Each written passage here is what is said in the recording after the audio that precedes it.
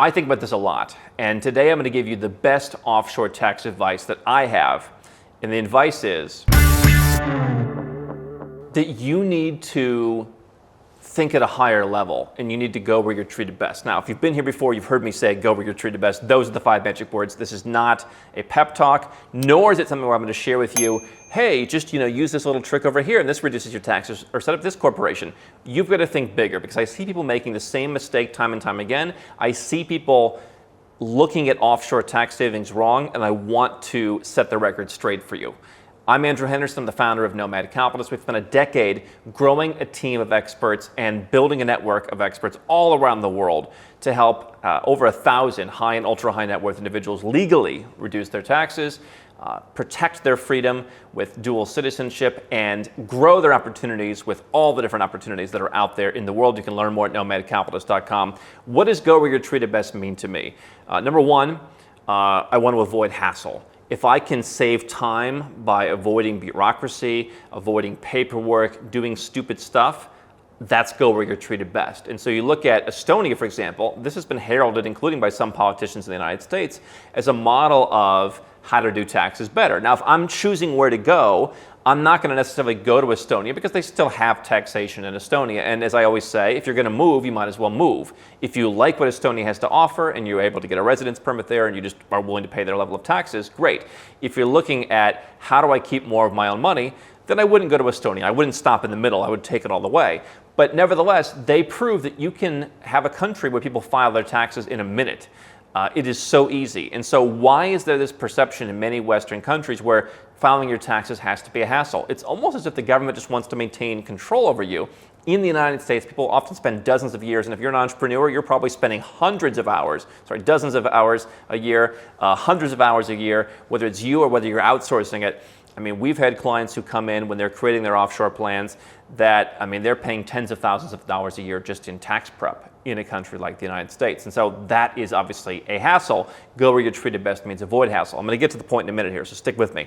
You also want to minimize risk. And so if you're filing tax return after page after page, I always wanted to be really compliant, and I made sure to double and triple check everything that I did, because I wanted to make sure I'm minimizing the risk that something is done wrong. So the easier your taxes are to do overseas, the better you're off. And if you do all those things, then you're not going to live in fear. I see people who they live in fear of the tax man because things are so complex, they're not sure what to do. Their accountants, let's be honest, a lot of these accountants, especially domestic ones, just aren't really that on the ball.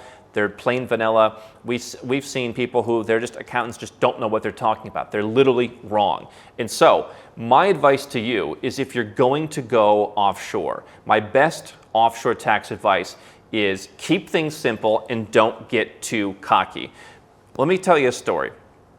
I was recently walking down the street, and I met someone I've seen kind of in my social circles. We never really got along. And I heard him saying some things about me to other people, about the business, whatever. He doesn't like what I do. Haven't worked with the guy, but have seen him around town.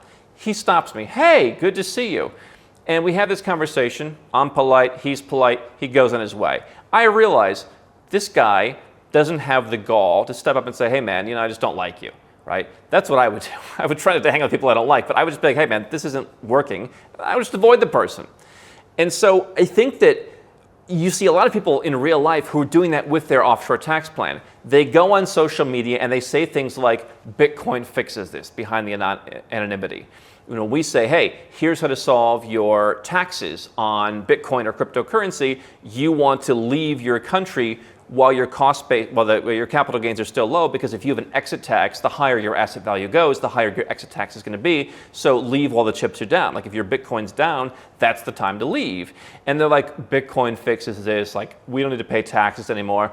And I look at those people and I say, in the same way that someone comes up to me in the street and is going to pretend to be polite, but they don't really value the relationship, there are people who are going to, act big online and say things. They're going to pretend, they're going to posture. And then in their real life, they're going to find themselves in trouble, because people underestimate that the tax authorities around the world are cracking down on things like Bitcoin. You're going to have to eventually, sell your Bitcoin and buy stuff. If Bitcoin becomes so widely adopted, people are gotta follow the rules. I mean, if you think that there's going to be a whole world full of people like willing to accept your illicit, untaxed Bitcoin gains, you're just wrong.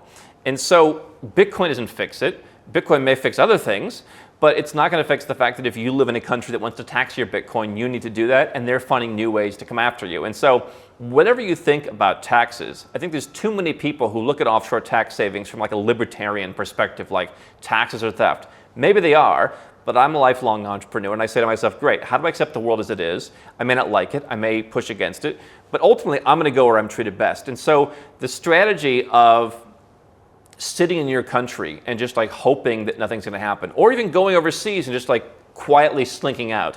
You want to do your taxes so by the book so that you can avoid hassle, minimize risk, and never live in fear. And I think people kind of ignore those things because to me, that's the ultimate in going where you're treated best.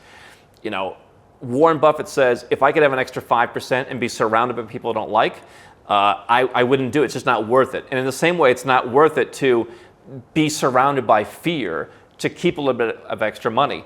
If you plan on building a big business, I suggest going offshore before it really takes off for the aforementioned reason that you're going to have a higher business valuation to pay tax on before you leave, and obviously any income you make along the way is going to be taxed before you go.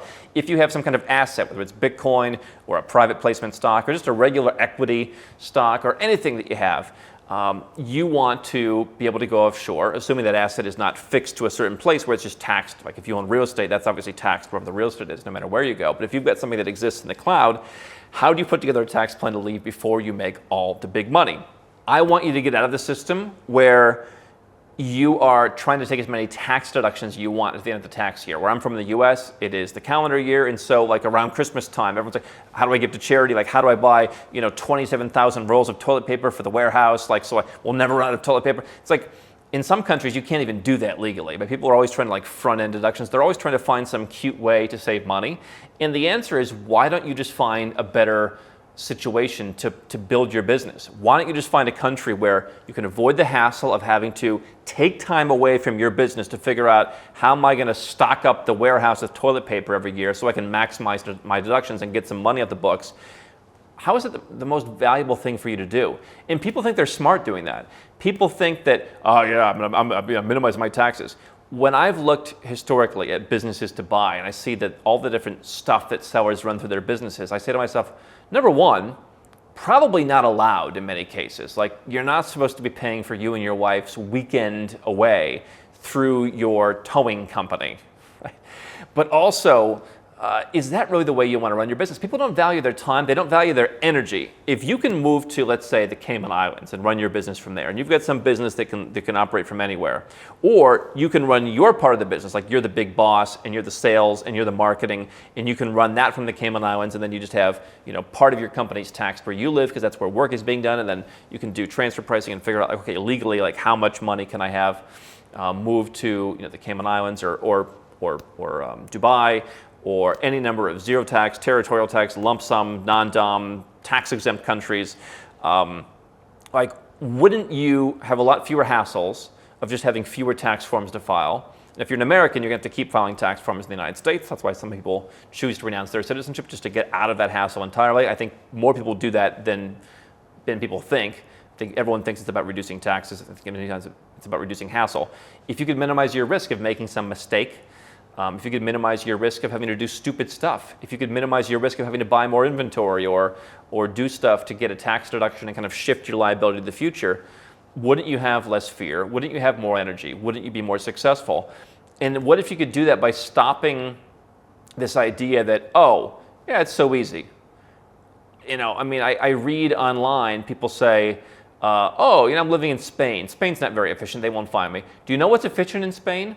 The tax authority. Yeah, not many other things are efficient, but they are good at getting their money. And I've heard stories about it where people spent too long in Spain, or people from Spain, thought they were out, and then they got pulled back in. People think the government's inefficient.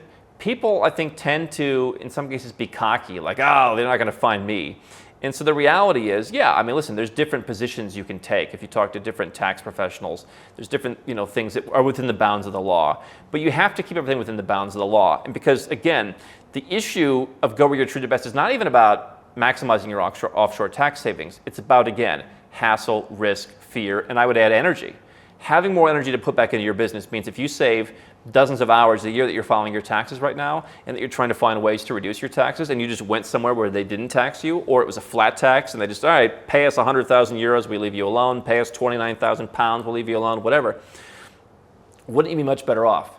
Now again, Americans, that is going to involve more work, because if you're an American, your foreign corporation has to be reported. You go to the Cayman Islands, you've got a foreign corporation, you've got to file a return for that. The bank account, you've got to file a separate paper for that online. And so you should do all that. If you're not American, it's much easier just to leave your country's tax system. And so don't stay there and be cocky. Don't stay there and say, oh, I'm going to do something and I'll take a little here and take a little there. Oh, Bitcoin fixes this. Get rid of that, because you're going to be sucking so much energy out of your life. I'm not saying this because I am the goody two-shoes of the offshore world, although I am. I believe in doing things by the book. But I think that the added benefit of that is you're going to have a much happier, healthier, peaceful life. And I promise you, what I've seen in my own life is when you remove those hassles, when you remove the risks, when you get that energy going, you're going to make a lot more money. I have proven that. The power of energy going back into your business rather than in a bureaucracy will compound faster than almost anything else. And so you can take a business. We've seen this sometimes. Business goes offshore, goes from making $1 million to $3 or $4 million in a year or two. Maybe that business would have grown, but I think that in many cases it grows because there's just a weight lifted.